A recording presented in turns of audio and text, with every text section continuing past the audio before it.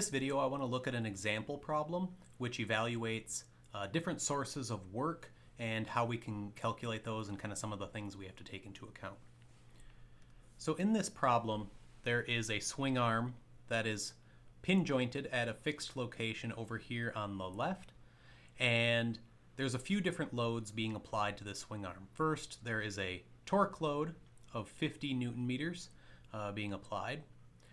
There is a 80 Newton load being applied at the end of the 3-meter long swing arm, and that 80 Newton load is always perpendicular to the arm no matter what the angular position is.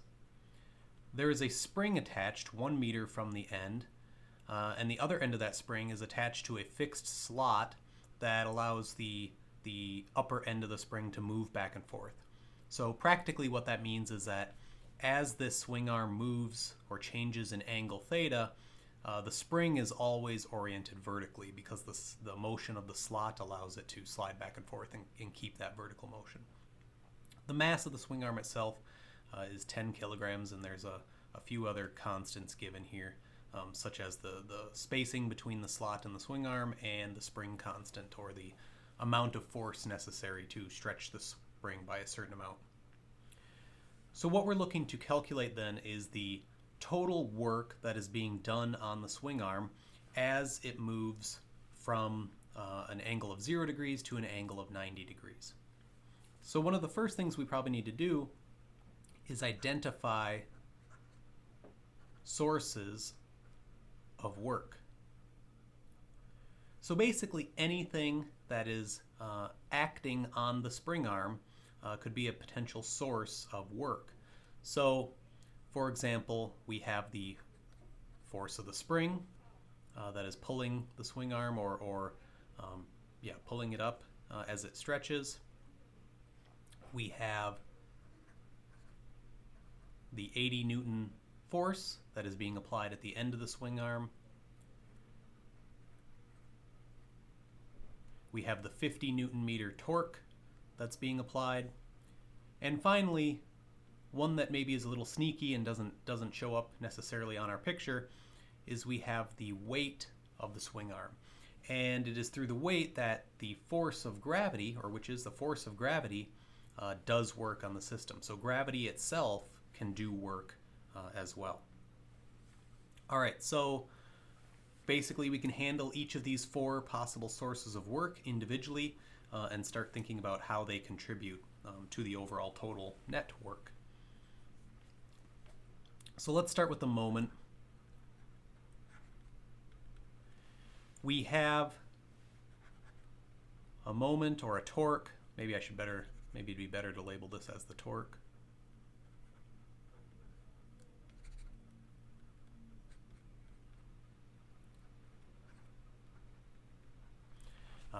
Despite the fact, I'm calling it a torque, but just in reality, it's not really any different. Moment and torque we can apply in the same way.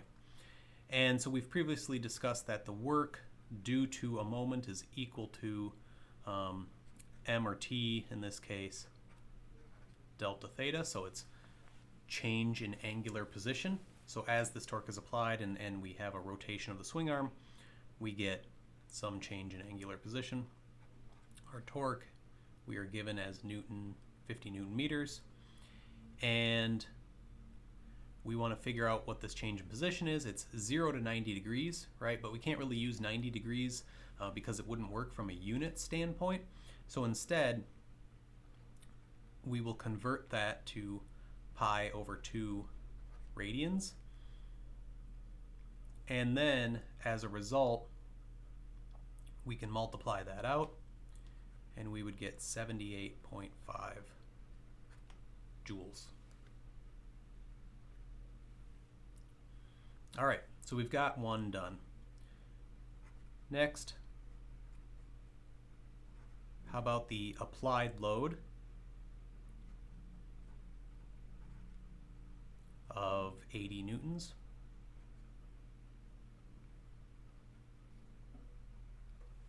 And our equation for work for the applied load is F delta X.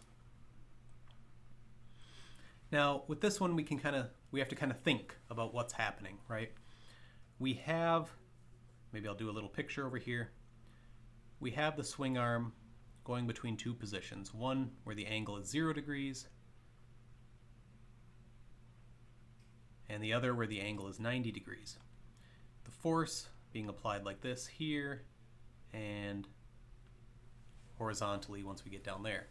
Now, as this transitions from 0 to 90 degrees, this point, of course, follows a circular arc around, centered at that fixed pivot point.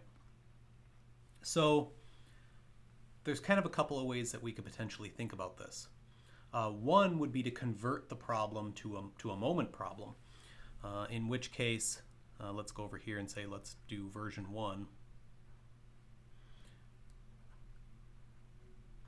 So if we convert it to a moment problem, we're using the same moment equation that we just used above, where our moment is equal to force and times length in this case, if we're summing the moments around that fixed pivot point, and then multiply that by the change in angle.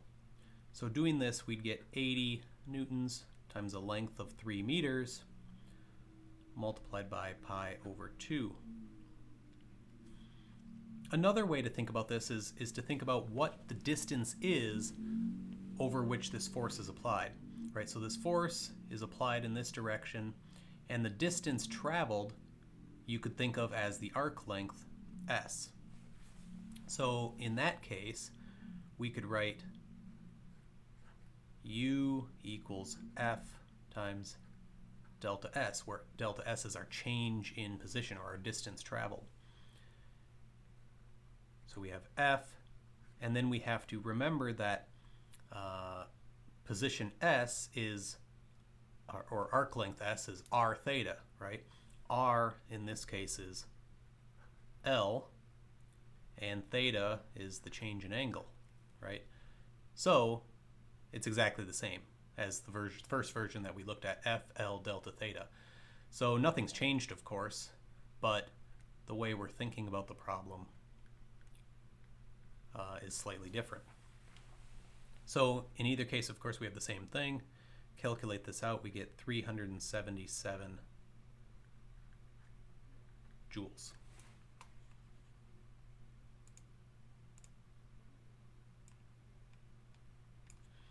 All right. Next, we can think about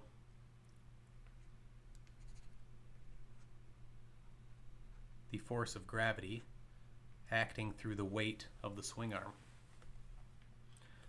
So maybe again a little picture here. From 0 degrees to 90 degrees, we have the weight acting down. We usually apply weight at the center of gravity, which, assuming uniform distribution, uniform geometry, would be right in the middle. And similarly, at 90 degrees, we have the weight acting down at the middle position there. Now, weight is just a force, so once again, we can calculate the energy as the force times change in position. In this case, change in position is delta y, right? So the force is traveling only vertically, or it's in the vertical direction, so the change in position has to be oriented in that same direction. So how much position does it change in the direction of the force?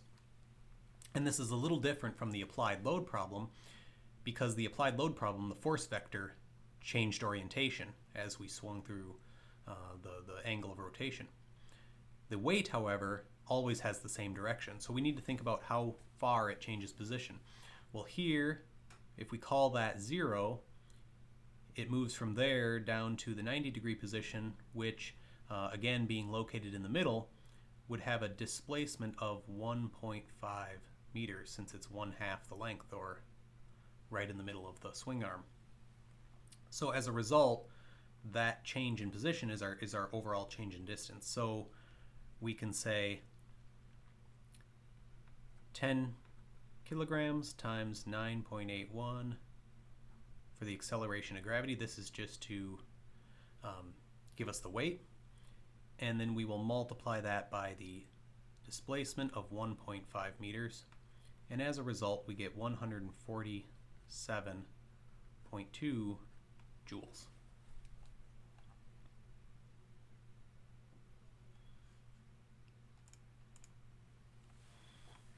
All right. Last, we have the spring. Now, the spring, we have an equation for the energy associated with a spring. I do want to also make note that the force of a spring is equal to K delta. So basically, how much we stretch that spring multiplied by its spring constant gives us how much force the spring would be applying. We also have, though, an equation for work or energy on the basis of a spring, which is 1/2 K delta squared. And we can go ahead and plug in our values for this equation as 1/2.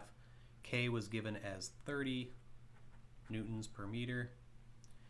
And we need to think about delta. So